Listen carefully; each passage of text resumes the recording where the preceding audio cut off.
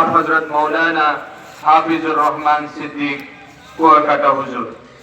এবং আলোচনা করবেন নৌ মুসলিম ডাক্তার সিরাজুল ইসলাম সিরাজি। আলোচনা রাখবেন আহলে সুন্নাত ওয়াল জামাতের ধারাভাষ্যকার সুদূর ঢাকা থেকে আগত জনাব হযরত মাওলানা মুফতি রেজাউল করিম আবরার হাফিজাহুল্লাহ।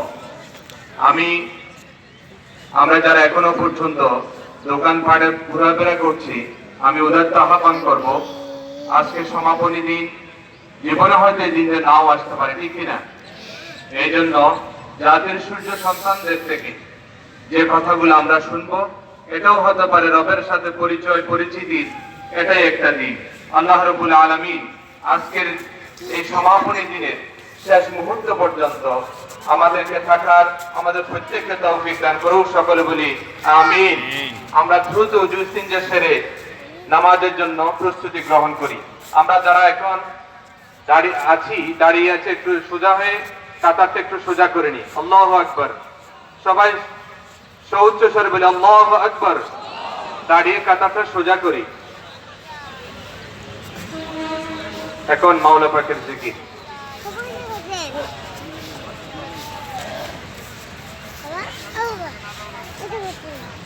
لا إله إلا الله